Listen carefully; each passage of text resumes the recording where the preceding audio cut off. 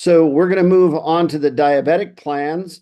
For those that have both type 1 and type 2 diabetes, we certainly recommend that if you have a client with diabetes, that they work with their physician as they begin to lose weight on their plan. Their medications may need to be adjusted, not only on the plan, but we've had some doctors actually cut people's insulin in half the day that they start the plan because they know that their blood sugars are going to be balanced through eating every 2 to 3 hours through healthy foods.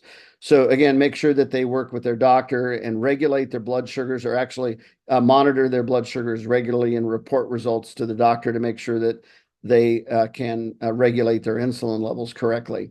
There are some guidelines also in the diabetic guide about exercise. We won't go through all those details, but if you have somebody that's diabetic and following our diabetic plan, there are some specific guidelines to help them regulate and keep track of their insulin level during exercise.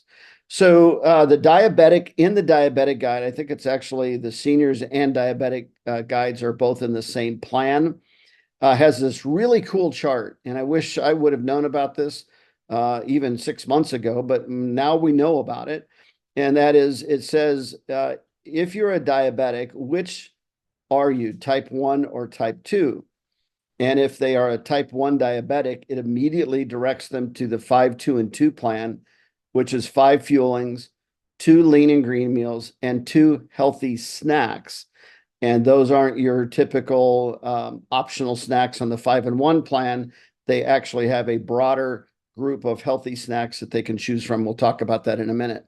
So a type 1 diabetic, 5, 2, and 2. So 5 fuelings, 2 lean and green meals, and 2 healthy snacks. It's around 1,300 to 1,500 calories because somebody with type 1 diabetes will need to have more calories to make sure that they are covered nutritiously. And then on type 2 diabetes, it says, are your blood sugars stable or not? Yes or no. If they're not, it says, are you overweight by more than 100 pounds? Yes or no. And it directs them to the plan that is specific to them. Now, most type 2 diabetics, they are pretty good at regulating their blood sugars and their insulin levels. So they're going to typically be on the 4, 2, and 1 plan.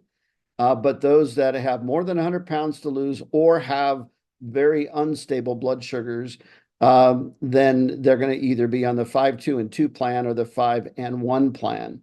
So again, make sure that as you're working with somebody with diabetes, that you identify, are they able to regulate blood sugars? Do they have more than 100 pounds to lose?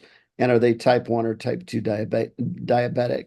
And as I mentioned, in each of the 5, 2, and 2 plan and the 4, 2, and 1 plan that they're directing them to, the healthy snacks are determined by a particular chart. And I'm just showing that now. This is in that specialty guide, which breaks down some starches that they could have.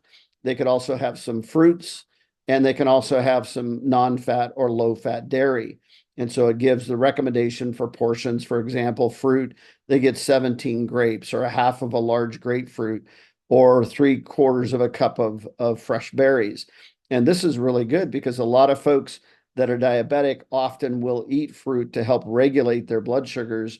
So again, this gives them a lot more flexibility. It gives them a lot more options. They're also going to be a lot more satisfied as they begin to lose weight. So we want to make sure that we follow the protocols, the guidelines that Optavia has laid out, and we want to make sure that they are working directly with their physician to regulate any medications that need to be adjusted. So